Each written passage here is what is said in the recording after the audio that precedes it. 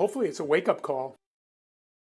Hearings on the deadly Titan submersible implosion start next week in North Charleston. 5 people were killed in a voyage to the Titanic wreckage last year. We talked with a professor at the College of Charleston who studies the ocean and maritime law. He explains how this hearing could set the standard for private companies looking to explore the deep sea.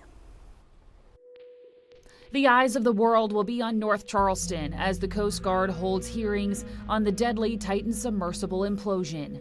From what I understand, there will be officials from all these companies that were involved, whether it's the mothership, the Canadian mothership, obviously Ocean Gate, the U.S. Jack DiTullio studies and teaches maritime law to his students at the College of Charleston. He says this hearing is going to look at everything from the law to boundaries and safety.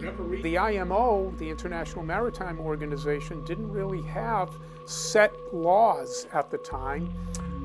This occurred in international waters, so it's not like one country has jurisdiction, which is going to make this case interesting because as we talked about, you have a Canadian mothership, you have a U.S. company, and then you have people from four different nations that died.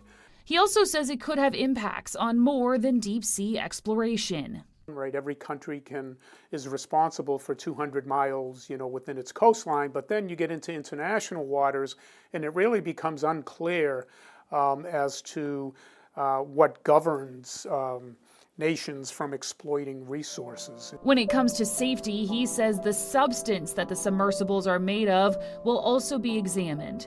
We know the submersible was primarily built with carbon fiber, and DiTullio says Ocean Gate was able to get around some of the typical safety checks. And I'm sure in the Coast Guard hearings this is going to come up because of the fact that it's not as strong, obviously, as titanium. It's much cheaper. But you just don't know how brittle it might get after a series of dives. And so over time, it can become more and more brittle. Hopefully it's a wake-up call, to understand, hey, we need to make sure that we do all kinds of certification and safety checks continuously, and we follow the regulations, the new regulations that no doubt the IMO will come out with once it gets the Coast Guard hearings report. He says the emergency rescue plan will be studied and new standards could be set. Should there be another diving-capable submersible just in case it's needed?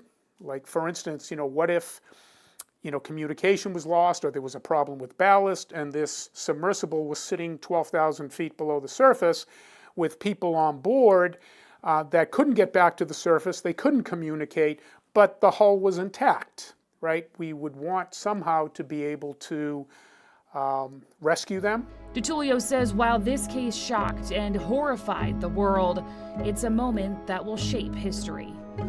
It's too bad we had to learn this way, but we think of, again, going up in space, the Challenger, blowing up. So there are many accidents that can happen when we are at the edge of discoveries of either out in space or the deep ocean that we learn from. And unfortunately, it seems to be the only way to learn.